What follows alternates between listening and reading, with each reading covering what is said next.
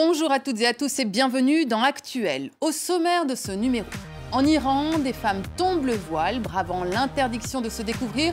Elles sont toujours plus nombreuses à s'afficher quelques minutes tête nue dans les rues. Déjà une trentaine d'entre elles ont été arrêtées. Dangereuse, traumatisante, injuste, l'excision continue à être pratiquée sur des millions de filles à travers le monde. L'Afrique est particulièrement concernée. Au Sénégal, cette pratique barbare est en recul grâce notamment à des associations de jeunes qui sillonnent le pays. Et enfin, le féminisme a le vent en poupe à travers le monde. Quelles sont les raisons de ce regain du Proche-Orient à l'Asie en passant par l'Amérique? Nous verrons cela avec Ingrid Terwatt de Courrier International qui publie un hors-série à ce sujet. Mais pour commencer, direction l'Iran. Depuis la révolution islamique de 1979, les femmes sont obligées de se couvrir en public depuis quelques semaines, alors que la grogne sociale monte. Régulièrement, certaines d'entre elles l'enlèvent pour le brandir au bout d'un bâton, un geste de défi et d'émancipation. Regardez. Au milieu des voitures, cette Iranienne a enlevé son voile blanc et le brandit au bout d'un bâton. Non au voile obligatoire. Nous voulons la liberté. La liberté de nous habiller comme nous voulons. Un acte de rébellion dont la vidéo a été postée fin janvier. Une scène qui se répète de plus en plus ces dernières semaines en Iran. Encouragée par une dissidente installée aux États-Unis, chaque mercredi, des dizaines de femmes, jeunes, urbaines, défient les religieux au pouvoir. Dans un Iran ultra connecté, leurs photos font le tour des réseaux sociaux. Au printemps dernier, à Téhéran, nous avions rencontré une pionnière du mouvement.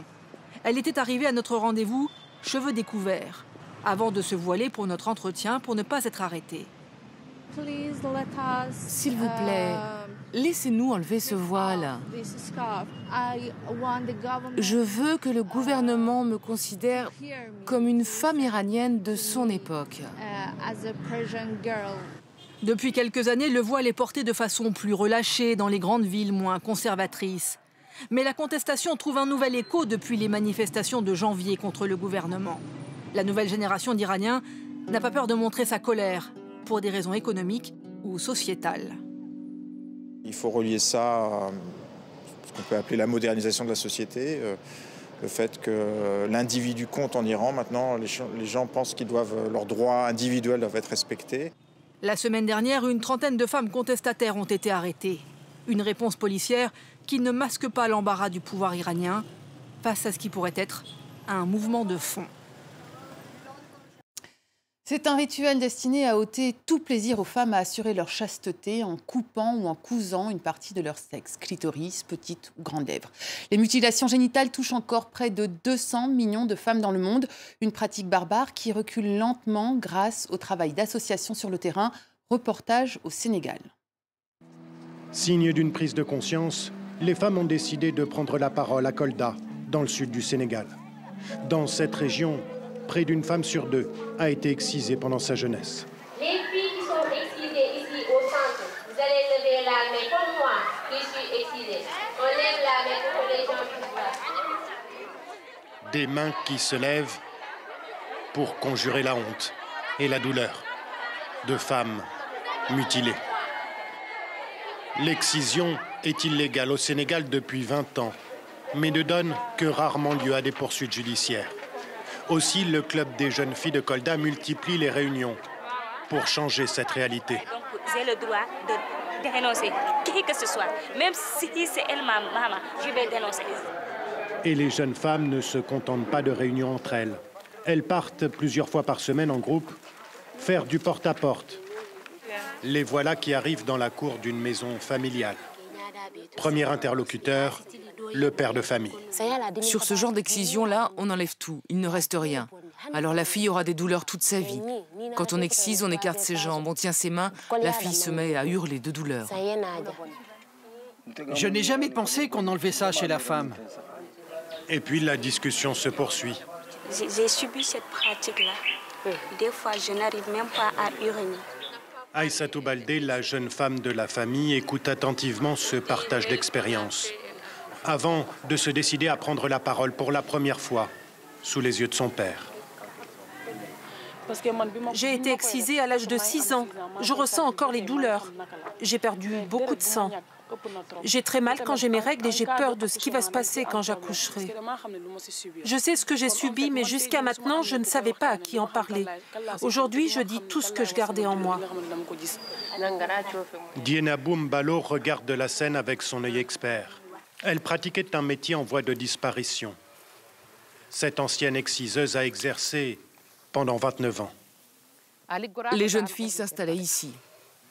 Autant dire qu'elle connaît le rituel et le chant mystique qui l'accompagne. De l'ablation du clitoris à sa mise en terre. L'ancienne exciseuse nous explique pourquoi elle et tant d'autres ont abandonné cette pratique. C'est ma grand-mère qui excisait. Je l'ai hérité de ma famille, je ne savais pas. Maintenant, la différence, c'est que nous savons que l'excision provoque beaucoup de problèmes chez les filles. Chaque année, une centaine de communautés abandonnent l'excision au Sénégal. 80% de la population souhaite même voir cette pratique disparaître pour de bon. Un peu moins d'un quart des femmes sénégalaises sont excisées aujourd'hui. Un chiffre en recul et qui va continuer à baisser, grâce notamment au travail de fourmi des jeunes filles de Kolda. Le féminisme est devenu plus international et plus connecté que jamais. Et cette semaine, Courrier International publie un hors-série qui sera en kiosque, en vente pendant 2 mois sur les combats pour les droits des femmes du Cambodge à l'Irlande, de la Chine à la Côte d'Ivoire, dans tous les domaines de la société. Ingrid Terwad, bonjour. Bonjour. Merci beaucoup d'être avec nous. Alors, il y a beaucoup d'articles dans ce hors-série. Il y en a un particulièrement intéressant qui concerne le monde arabe. L'auteur, c'est la fondatrice d'une ONG qui travaille contre les violences faites aux femmes, qui travaille dans ce domaine depuis 20 ans. Et elle estime qu'il y a une vraie évolution de la société. Elle parle d'une révolution tranquille. De quoi s'agit-il ? Il s'agit de récits, pas ordinaires, mais de récits de vie, de dizaines de milliers de femmes qui se retrouvent entre elles dans des groupes Facebook. Et elles trouvent là un endroit sûr où elles peuvent partager leur parcours, souvent fait de beaucoup de grands combats individuels, de grands combats inaperçus. Et l'auteur de cet article trouve que c'est totalement galvanisant et que ces femmes arabes qui parlent de leur résistance au patriarcat, de la façon dont elles ont mené de front leur vie de famille et la reprise d'études, par exemple, qui parlent de tous leurs défis, tous leurs combats, eh bien, elle trouve que c'est une vision des luttes des femmes, un nouveau prisme, loin du prisme occidental qu'on a d'habitude, parce qu'elle, elle dit « Moi, je suis une Palestinienne éclairée ». C'est comme ça qu'elle se définit elle-même, avec une certaine ironie. Et moi, en tant que Palestinienne éclairée, j'avais un prisme occidental. C'est-à-dire que je pensais qu'il fallait avoir une vie amoureuse, faire ses études, puis avoir une carrière, puis avoir des enfants, qu'il y avait un parcours de vie normal. Et toutes ces femmes arabes, anonymes pour la grande majorité, qui ne se disent pas forcément féministes, qui parfois sont voilées, parfois ne le sont pas, eh bien, elle dit ça m'apporte une vision arabe, locale, différente, d'autres attentes, et elle trouve que c'est formidable. Oui, c'est ça, ces femmes qui ne cherchent pas tant à modifier les termes de l'équation homme-femme qu'à creuser le sillon en dépit du statu quo et à transgresser les tabous. Ce qui est surprenant dans cet article, c'est qu'elle dit qu'il y a aussi un nouvel homme arabe et que finalement ces femmes-là sont de plus en plus soutenues par leurs partenaires, on va dire. Elle parle notamment d'une personne qu'elle a rencontrée sur les réseaux sociaux qui s'appelle Mariana et qui est extraordinaire parce que c'est une femme qui s'est mariée très très jeune, adolescente encore, et qui a eu des enfants très tôt, qui est voilée et qui a repris des études, passé son bac, puis sa licence, puis sa maîtrise, avec le soutien aussi total qu'inattendu de son mari qui se trouve être imam.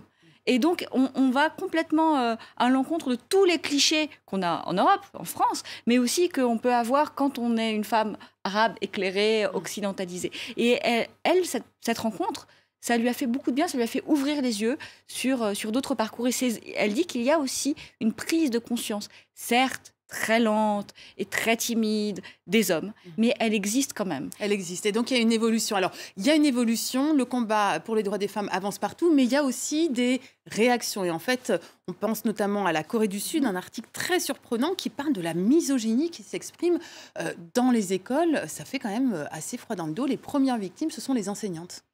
Oui, c'est effroyable. On pense toujours à la Corée du Sud comme un pays ultra-moderne, très high-tech, très tourné vers l'avenir. Et là, on se rend compte que c'est un pays qui a un vrai problème de misogynie et un vrai problème d'éducation aussi. Il y a une misogynie incroyable. Et en classe, c'est un reportage d'un hebdomadaire local qui nous raconte que dans les salles de classe des collèges, les garçons insultent, mais à tout bout de champ, les mères des uns et des autres et leurs propres mères. Et puis donc, il y a les mères d'une part, et puis il y a les enseignantes. Elles entendent des insultes, mais à longueur de cours. Et quand elles essaient d'en parler, elles sont totalement marginalisées. Il n'y a aucune prise de conscience là-dessus. Il n'y a aucune prise de conscience. Cela dit, certaines enseignantes essaient quand même d'imposer des cours sur l'égalité ou sur les rapports hommes-femmes. Les autorités, comment elles réagissent de façon générale ? De façon quand même très timide, très timorée. Alors la municipalité de Séoul a tout de même lancé un espèce de programme pilote qui permettrait dans quelques établissements d'avoir quelques cours pour les garçons pour leur expliquer l'importance de l'égalité femmes-hommes. Voilà, donc c'est vraiment à l'étape pilote, projet, on va voir. Voilà, en tout cas, cet article sur la Corée à retrouver donc dans le hors-série de Courrier International, Femmes, un combat mondial. Rapidement encore, peut-être un autre coup de cœur, un autre article que vous avez aimé ? Franchement, il y en a tellement. Moi, j'ai commencé à le dévorer. Il y en a deux particulièrement. Une poétesse indienne qui a connu un succès incroyable grâce à Instagram. Et puis un très bon article sur les séries télévisées et le tabou de l'avortement des personnages qui sautent. Voilà, donc des articles à retrouver dans ce hors-série. Merci beaucoup Ingrid d'avoir été avec nous. Voilà, c'est la fin de cette émission. Merci à toutes et à tous de l'avoir suivi. Vous pouvez nous retrouver sur les réseaux sociaux, bien sûr, Twitter, YouTube ou encore Facebook. À très vite sur la toile.